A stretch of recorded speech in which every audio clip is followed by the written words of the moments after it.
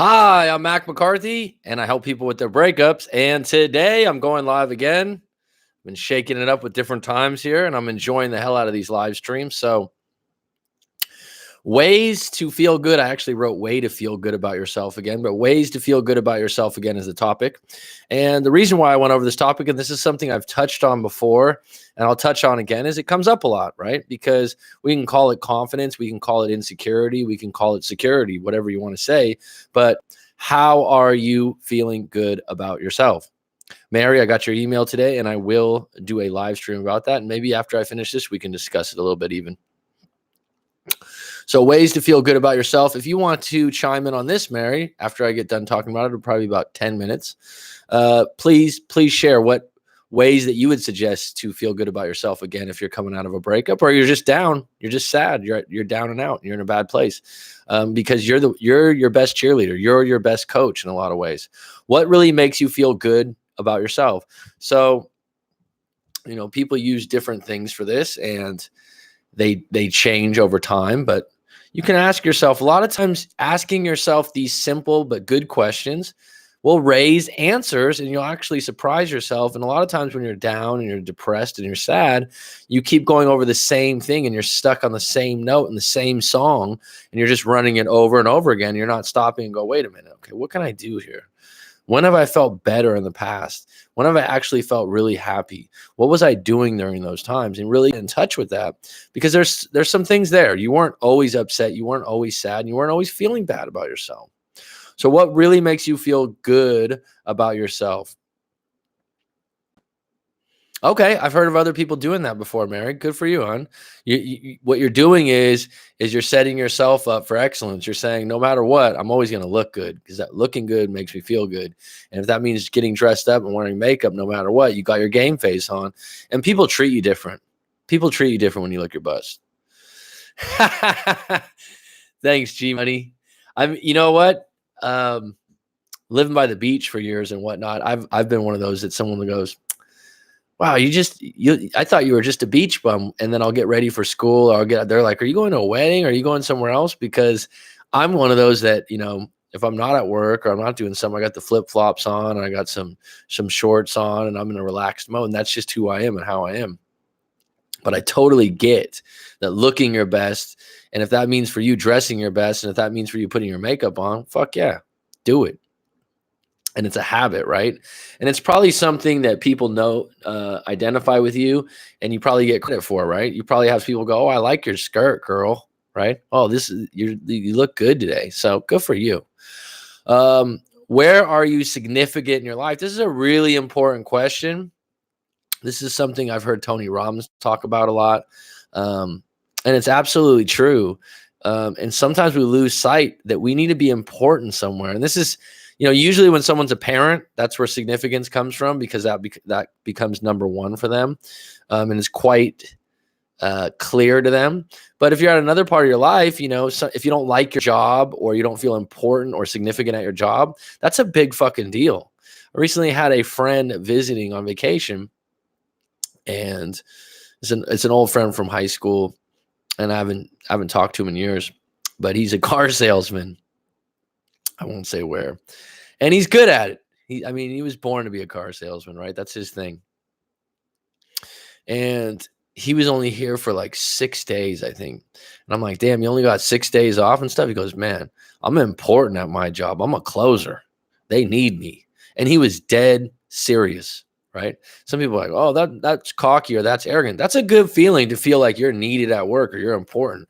You're the person that stirs the drink. You're the straw that stirs the drink. So that's a really important thing. And if you don't have that in your life, you can't get it right away, but you got to take some inventory and go, when have I been significant in other places, right?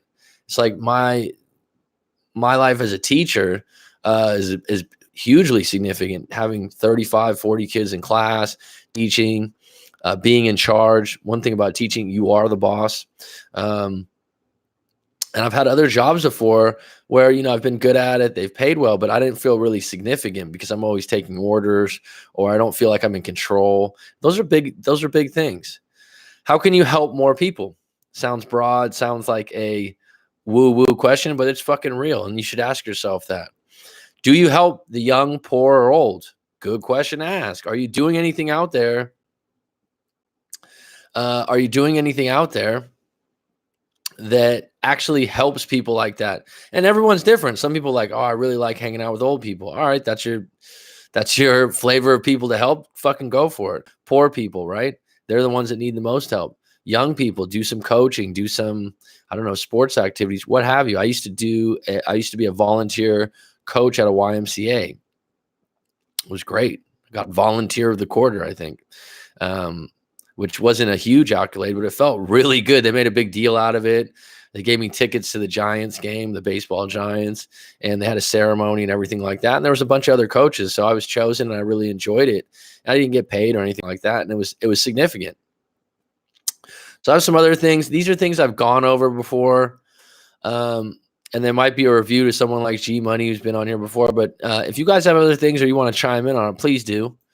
But I had 2 live coachings today, and one or two of them, it's like people, we got to find some ways. And sometimes going over this stuff again, at some point, you got to do the stuff, right? And why I'm giving you so many different options is it's like everyone's different. Everyone go, you know what? I didn't think of that one. Actually, I would actually do that. Actually, that does excite me. That does get the juices flowing. So I've said this before, and I know this is redundant for some of you that have been on here. Do charity work, dog shelter, YMCA coach, help friends with a little league team. It doesn't necessarily have to be something hugely dramatic. That's why I said, if you have a friend that has a son on a little league team or a basketball team or a flag football team, and you don't want to be the coach because you just don't feel like you're that kind of person, help out, be on the sidelines, be the extra guy there. And I've had friends do this, and they say, man, it was so good just to be around the kids again. And it puts you back in a place when you were a kid and you used to love those games, and it means a lot to the kids. But charity, what you want to do with that, you want to Google your city, you want to Google charity work, and you want to just stroll through all the charity jobs, and you're like, that's me. That's what I want to do, and fucking do one of them. And everyone doesn't do this. I've suggested it. But when they do it, they go, wow, that was really great, man. I'm glad I did some charity work. You're never going to regret that. So get on the charity tip, do some research on it. I can tell you 10 different things, but you're better off going into your area in your city. And if you want to get really crazy about it, you can do, Peace Corps. You could do where you're going to go build houses in Mexico. You can do all kinds of stuff. There's endless charity work. But the problem is when you don't feel good about yourself, here's the secret sauce. You're spending way too much time worrying about what happens to yourself. I know that's counterintuitive because you're like, well, I should love myself. I should be more secure. Yeah. But by doing good things for other people, right, without any return, human beings can't help but respect and like you more. And then you can't help and respect but like yourself more. Does that make sense? Ask your friend if their wife or girlfriend has a double date for them. Okay. I know some of you are like, oh, man, that's crazy. That's a dumb idea. At least, and I haven't mentioned this one before, but if everyone mentions this, the dating apps being a problem. And, if you aren't an individual that has a highly attractive face or photoshops your face, I think it can get a little tough. And the people you meet, why not go old school?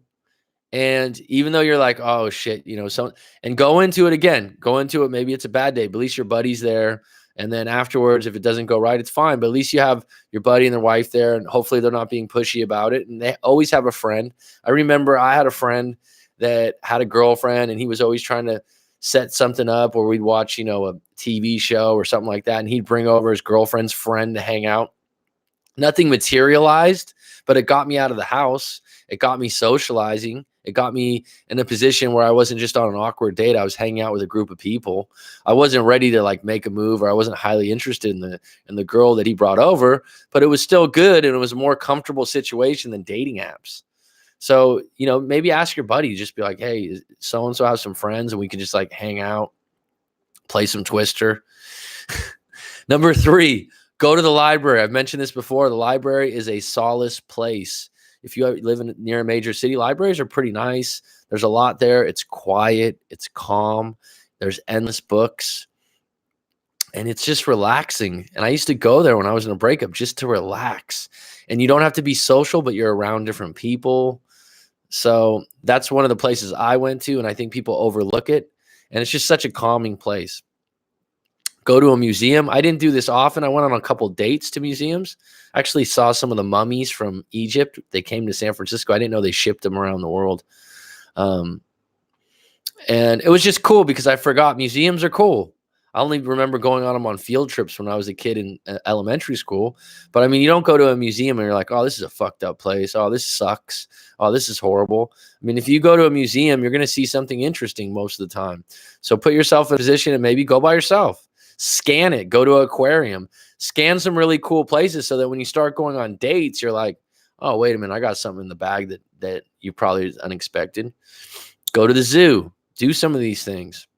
Stack up. Number 5, stack up on knowledge and read books and audiobooks.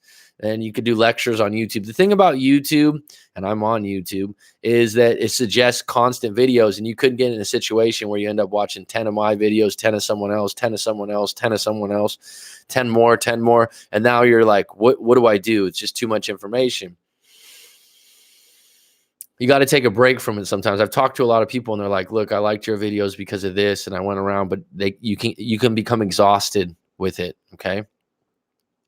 And so what I'm saying is reading or doing audiobooks and just choosing one thing to be solid with works. And I like the idea that you could do an audiobook and walk outside and be moving or riding a bike or on the subway, whatever. I like the idea that you can be out of your house. That's very key to be out of your house. One of the quickest ways to feel bad about yourself is to stay in your house alone. Okay.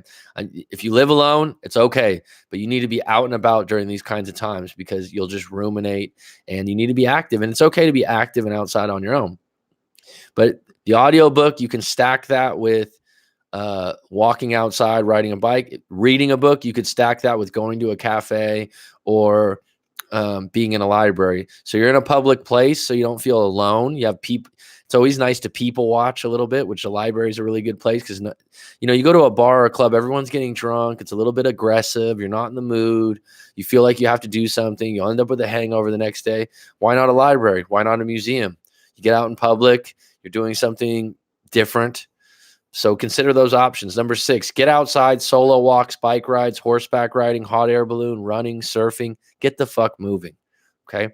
There's a client I had before that was a big surfer. That moved to an area that there was a lot of surfing. He said it completely changed things for him. And this is one thing I always mention that's not so easy to do is to move. But any kind of activity that, gets you excited or gets you moving, gets your blood flowing, do it. Number 7, yoga, Zumba, Qigong. I might be saying that wrong. You might know about Qigong more than I do, G-Money, with martial arts, Pilates, cycling, adults, baseball, basketball leagues. Get in them. Join them. You don't like dating apps? These are places to meet like-minded people that are looking to do things that are fun, that aren't looking to get hammered on Friday nights all the time. I just recently started doing yoga again. It feels great. And you just meet really calm, nice people, outgoing.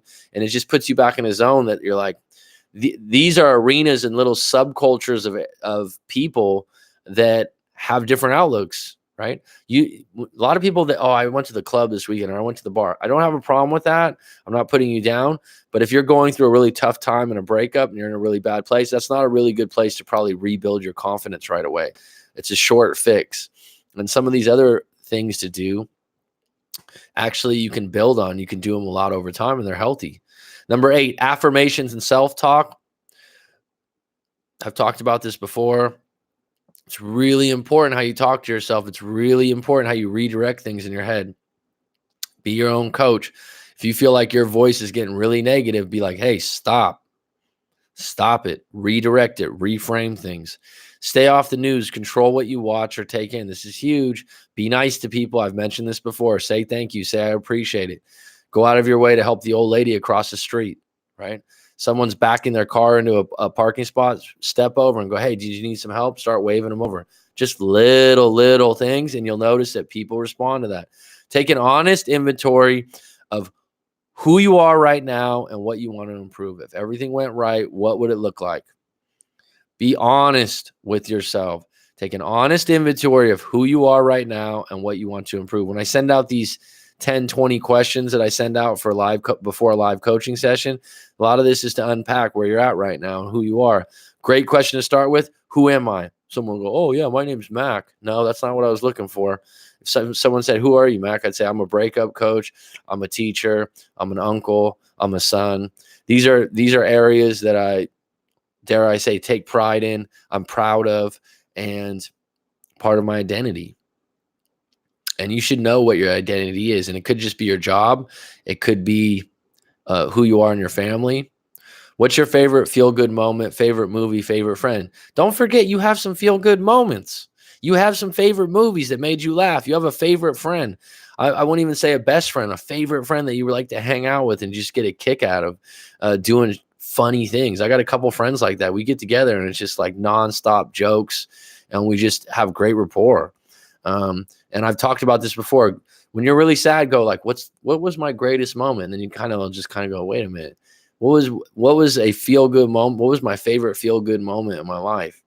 I remember for me, I first moved to Thailand. I did my first teaching position. I was walking down a country road and I just was like, oh shit.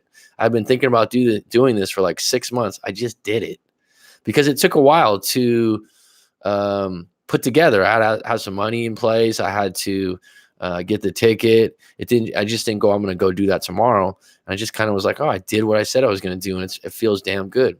Who are you when you met your ex? Great question to ask. This might make you feel bad, but it can redirect you to be like, you know what? I have my shit together. You know what? I had a great job and I was doing this and I can get there again.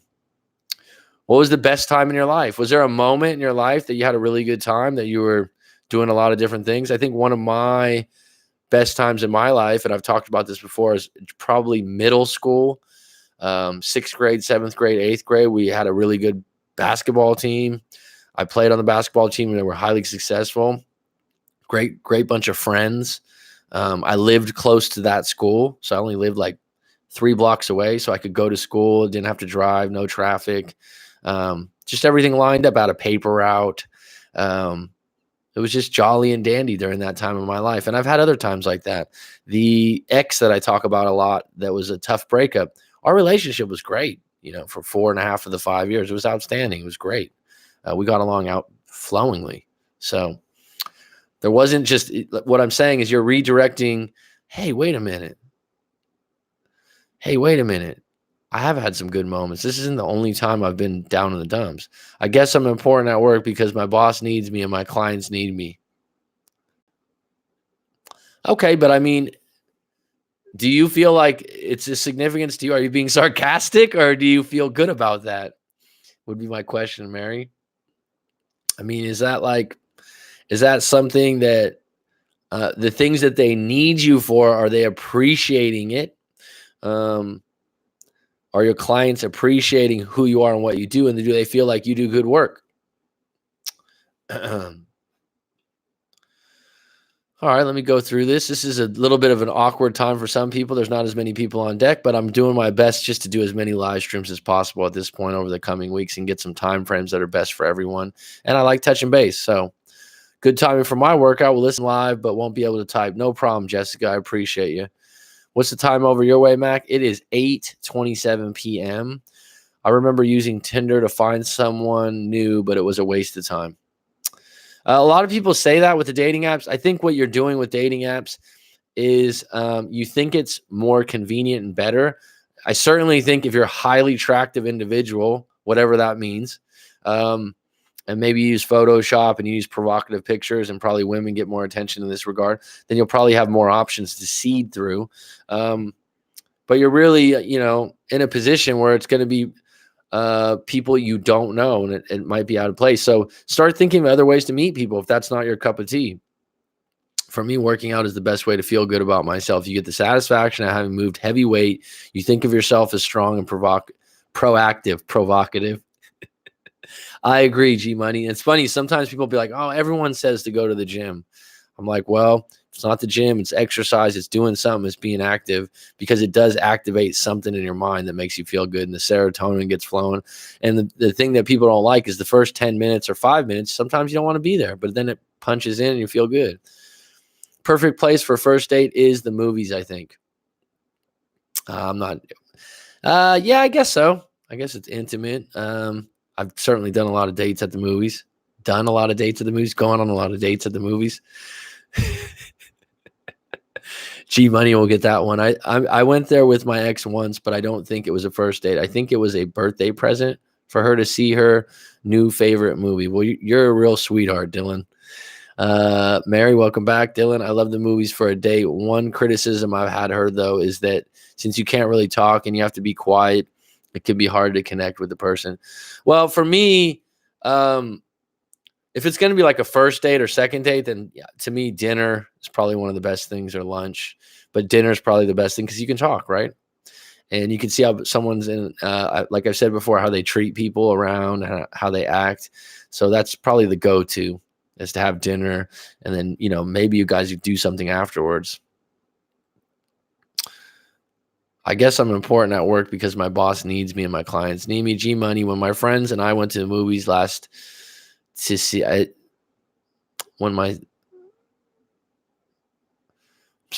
my place there. I went to movies to see a scary one. Have you heard of or seen Annabelle? I've seen Annabelle. We had people behind us being a bit loud, and I almost yelled. Okay. That's funny. I haven't seen Annabelle. I do want to see that. That's a series of movies, if I'm correct, that Annabelle series. It's supposed to be based on true stories. Is that correct? I'm always a sucker for a based on true story, but I think they're loosely based on true stories, most of them now. Annabelle Creations is the most scariest one I was watching. Jump Dr. Parker. Weird. I was just there on Monday to see the movie Annabelle. Is that what we're talking about here? Thanks for the likes, folks. I do appreciate it. It's supposed to help out with the algorithms and the views. And if that's the case, cool. If you like what you see and you like the live streams, great. So I'll leave it open for any questions because, like I said, this could be a little bit of a review topic of something I've talked about before. If you have something, going on dates could help you feel better about yourself, getting back the validation you lose after a breakup. Sure, man. I mean, the validation's there because if you've been rejected, I think what's really difficult, G Money, is if you've been with someone for, especially the longer, the more difficult it is. And they cared about you a lot and they looked at you very highly, and then they take that away. You almost go, oh shit, I guess I am really not that great. Oh shit, I guess I'm really not that good a catch. And it's not true necessarily. A lot of times people think they got lucky, or they think that they found the one. I talked to a gentleman today that's got a lot going for himself, and he mentioned, I found a unicorn. And I've had other people use that word unicorn before. And I like to make a joke, like an albino in the wild, right? Because that's highly rare to see anything that's albino. It's like an albino in the wild. What? I don't know. It just sounds more rare than a unicorn's not real. So that being said, when you put yourself in those positions, right? You put yourself in a position where you're putting someone on that level, that pedestal, you are basically saying that it's impossible in this huge world with this many people to meet anyone like that. And you know what? You're partially correct because everyone's different. So you're not going to meet someone with that same skill set, that same character, that same look. But I'll tell you from my own life experience, being 38 years old, I've been in moments in my life where I've been like, wow, man, this is my girlfriend. I really care about her. And then you break up. And then you think, wow, you think about all the great things, all the, pluses. And then I will never meet someone that did this or did that, or, would go get me pizza on a Friday night when I want, whatever. You go through all these things. And the reality is you might be able to meet someone that does more, that checks more boxes or fits with you more congruently. And I didn't realize that till later on. And a lot of times when people get with a new partner, they'll say like, oh, when I met her, she's like an opposite of my ex, because when you meet someone and they counter all the negative qualities, they counter all the negative qualities that you had or negative um, areas of your ex, and you get with someone new and you're like, wow, my ex was a horrible kisser. Horrible. Actually, I used to hate kissing her or something like that. And you get with someone and your first kiss is just, rose petals and wine glasses. It's outstanding. And you just think, oh my God, she's this, she's that. She's a good kisser too. And it elevates some of those things that you didn't have before. And then you realize, wait a minute, man, there's someone else better out of it. But what you don't realize is every time you're in a position that you meet someone new and you're in a position where you're possibly getting a new relationship, you probably are going to be scanning for those things that your last partner didn't have. And that's actually a good thing because you're realizing what you want and what you appreciate. Going on dates could help you feel better about yourself. Getting back, okay, sorry. Seeing your partner as a unicorn is putting them on a pedestal. And when I say that, for whoever's watching this out there, I don't want you to say like, oh shit, fucking my partner is really special. I can't, no, you gotta take 2 steps back and go, wait a minute. There's 2 or 3 billion women in the world. The city I live in has this many. Start doing a numbers check. And you didn't just meet that person by chance, or they didn't fall for you because they fell for you also. Correct me if I'm wrong. They were interested and thought you were an amazing person also. So if they're a unicorn, what does that say about your character? What does that say about you? Because like I said, pulling a woman or a man and getting in a relationship usually isn't luck. There's some reason, there's something about you, there's something attractive and that they like about you and they care highly about you. And so if they're a unicorn, that makes you what? A unicorn? Oh, yeah, it's true. Story all right. Girl who dropped popcorn on me apologized, and I said, all good. All good. You girls are scared of everything. She went and slapped me, but missed and hit my friend instead, setting herself up for disappointment. Yes, I am a sweetheart for taking my ex to the movies. I shouted tickets and drinks and popcorn. Well, good for you. Good for you, Dylan. You're going to heaven one day, my friend. You're good people. The same way that you will never find someone just like your ex. They won't ever find someone just like you, but you can be compatible with lots of different people.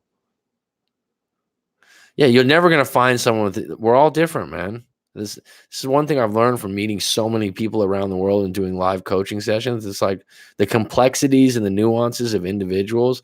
The biggest thing that you get wrong from the internet and YouTube and Google and all this information is general information that you think is a one size fits all. And it just screws people up because they're like, oh, this, and this. Oh, that means this. Oh, this, and this. Oh, that means this. And that's why I'm not a huge fan of the avoidant labels and putting people in boxes because I just feel like I don't know if there's 7 boxes or whatever it is. And I'm not sure that serves us to label people. Oh yeah, he's one of those or she's one of those. And we do it with, what do you call it? Astrology, right? Oh, you're an Aquarius. Oh, so you're like that. I mean, possible. It's possibly true. It possibly lines up. But I'm a little deeper than just being an Aquarius due to my life experience, who I am and where I'm going and my viewpoints. You could say, oh, well, because you're an Aquarius, someone just asked me that recently. I go, well, what does it mean? She's like, oh, you're a laid back person. Well, that narrows it down. I guess that's true. But it's a pretty broad and general statement that could apply to a lot of things. But I definitely would identify with being a laid back person for the most part. The same way that you will never find someone. Okay.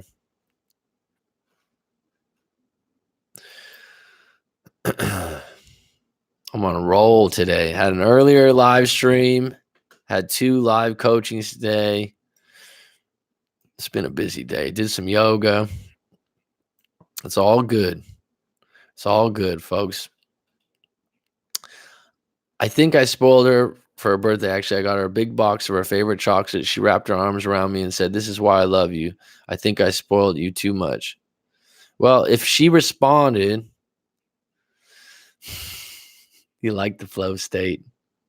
I get in a flow state when I talk sometimes. That's for damn sure.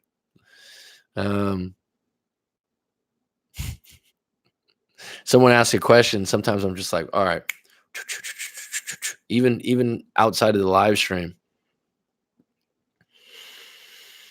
Where do you get a flow state for you, G Money? Do you get it at the gym or the martial arts?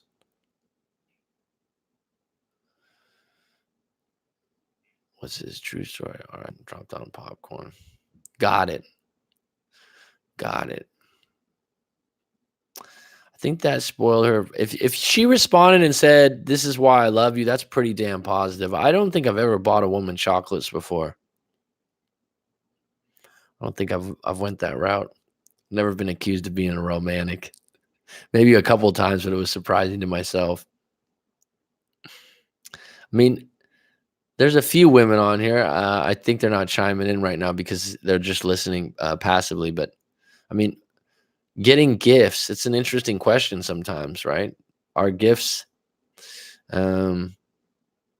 overdone? Like chocolate. Someone will say, "Oh, you'd never do that." And she says, "This is why I love you. This is a big deal." And you got her chocolates. I guess it worked, right?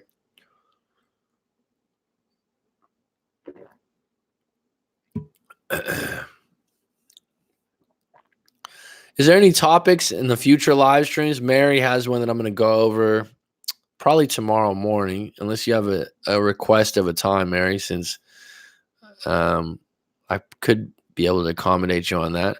She wants to talk about finding your purpose, finding a niche on YouTube. Anything where my mind is occupied, long drives, working out, music, even my job. It's almost like a disassociative state. Yeah. I actually, when I drive, that's when I listen to audiobooks and I retain a lot of it. I get into an audiobook flow, man. I'll get out of the car and I'll be walking around and I won't even want to go talk to people. I'll be walking around, going to the cafe, going somewhere else, going to the bank, doing things I have to, and I'll keep that in my ear the whole time. I don't love driving. I guess I like it when I have an audiobook, but some people love driving. That's cool that you get in a flow state at your job, man. That's important. That's really important. I definitely get it in live coaching sessions because especially if someone's unpacking a breakup, they have a lot to talk about. It's a lot to get into. But some people, friends of mine would be like, people I know, like, how can you listen to that for so long? I'm like, I don't know. I guess I'm sick. I've had people after a live coaching session of 2 hours plus, like, wow, how do you sit here and listen to this? This is one of my favorite memories too. I gave up on my love after I left my ex, but since I came across your channel and got advice, thank you again for that. I'm not giving up on love. Good for you, Dylan.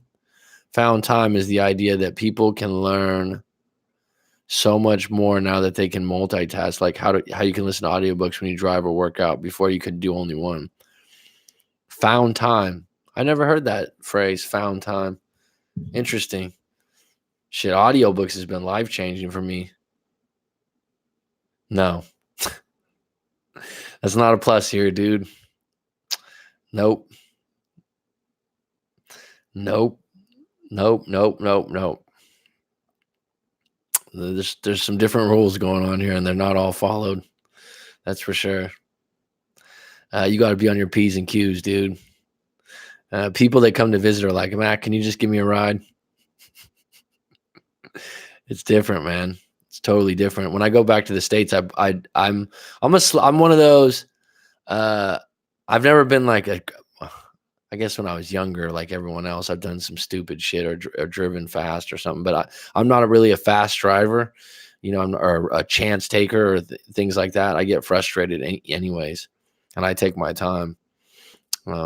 I don't put myself in situations where I'm like trying to speed around people and do things like that. But I do find when I go back to the States that my driving is more aggressive just because I'm used to following different rules. Because if you're in a scene where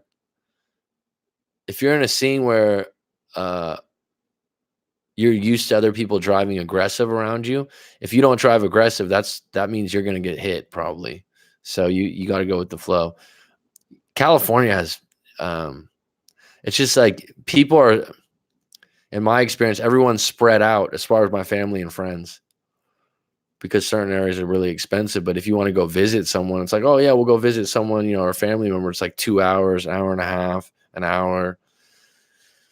It's kind of draining to be in the car all the time like that to me, unless you're going on a really cool vacation. Have you been, G Money? Have you been to that Serpent Mountain in Ohio? We're getting off topic here, but since you're on deck, that Serpent Mountain that I mentioned about Graham Hancock, that seems like is that like a vortex type place? Have you guys ever seen any specials on like Easter Island? And that's some interesting shit, man.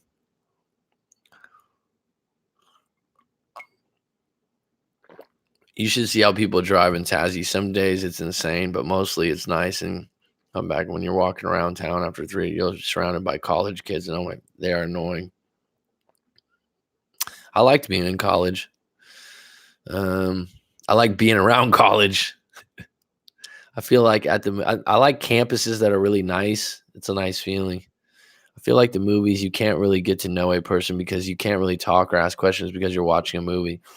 Yeah, I'd say if it's a first date, it's not ideal. And if someone's a bit prude or they're not very affectionate, it can get awkward, I suppose. That's something down the road. But I would say that thinking back, I would have rather rent a movie and go to my house. But we don't rent movies anymore, right? But just thinking about when I used to date more often, but Netflix now, you can go to your house, right? You can have dinner and then let's go to my house and watch Netflix. So you don't have to go to the movies. I think the movies, even though the movies are always going to be the movies, there's always going to be a place for it. It's definitely not what it used to be, right? Where it was like the only option to see like a really good movie. Netflix just has way too much going for it. But I mean, I remember I was dating a girl and we were dating for a while and she was conservative.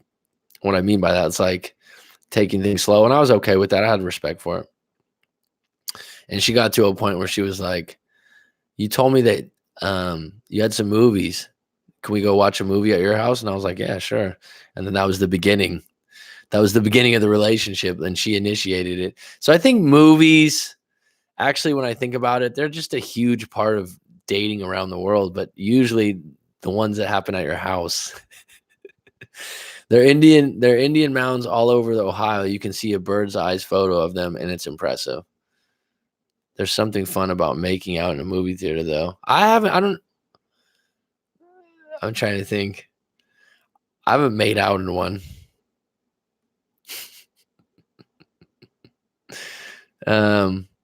Just had a thought in my head, and I was like, nah. My ex and I chatted quietly while in the movies, and she said, "This is the best day ever," and rested her head on my shoulder, and I put an arm around her. We were so cute. Well, damn. Old Dylan's just sparking things up, man. Look at this little love doctor. The little Tassie devil strikes again, huh? Well, good for you.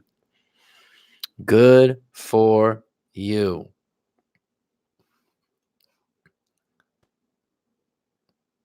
I actually, where I lived, we still had a drive-in for years.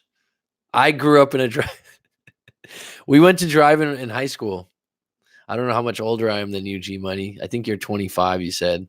But yeah, I went to that makes me feel old, man. They did take it down. But yeah, that was cool. That was a cool date too. I did go on dates in the drive-in theater. I did go on dates there. We had an old school, yeah. Absolutely. My shit, when I was a little kid, my mom used to take us there. You'd be in the, it was cheap too. And it would always be a double feature. It would always be 2 movies, not 1. I mean, look at the people that care so much about sound for movies. Oh my God. The sound quality during those movies is crap.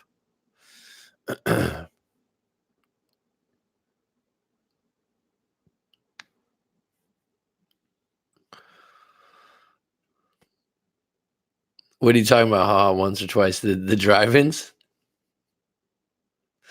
Yeah, that's some of that stuff. I'm like, yeah, maybe I am old. Those are extinct, huh? The drive-ins. Actually, someone should bring those back because people would like to do that. That's a cool thing to do.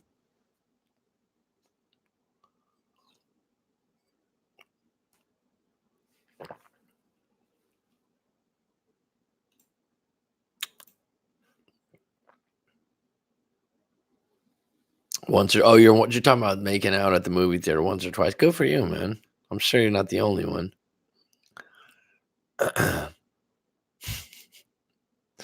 I remember a friend of mine it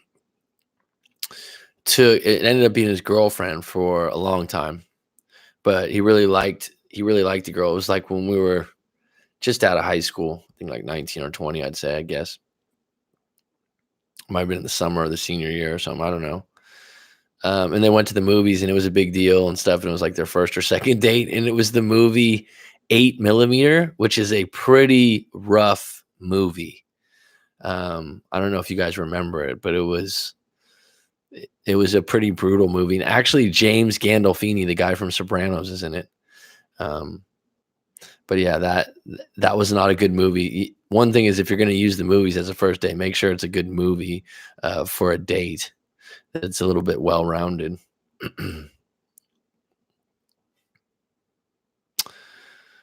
Kind of waning off here. We got 5 on deck. Oh no, Dylan, don't get too naughty. Don't get too much. We got 5 on deck here. Miss Mary, G Money. Yeah. I don't know where this is going. I'll let you finish though. I'm gonna sew up this live stream pretty soon in about 10 minutes. I got a live call to talk to pretty soon. Just want to check in. These little oh God. Let's just say at my house. I'm a little worried about this. I'm gonna have to get a co-host for these live streams because sometimes when the conversation or the comments come in slow, if I had one co-host, I could keep things live for 2-3 hours. That's what's coming next. What do you guys think? Female co-host? Someone to bounce off some questions also? I got a couple women in mind. But that would be good. Maybe I'll just do sound only instead of trying to set up a set and the camera and all that. The guy at the Love Chat did it right because it takes less work having a camera.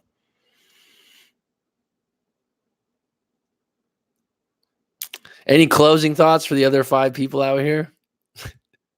As Dylan closes out his thought. Mary, I will, if you're still listening, hon, it would be good, huh, G Money? Because I'm one of those, I can keep a good conversation going and kind of play off things, and I think it would be good for keeping it going while we don't have sometimes conversation and chatter. We got up to no good nearly while my mom was out. Oh my God, we nearly got busted.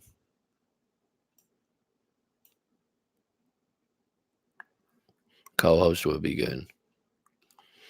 Well, I'll work on that, G Money, for moments like this. All right, folks, be good out there. Thanks for always touching base, G Money, Dylan, Jessica, Mary. I will do a video on that topic soon in the coming days. It probably won't be tomorrow morning. I'm not sure if I'm going to get one in tomorrow morning. She could help us stay focused on the topic. Yeah, well, to play off, there's some significance in these topics and stuff like that, but that's okay. When we get off topic, it's fine. I understand. See you later, bud. Curtains. See ya.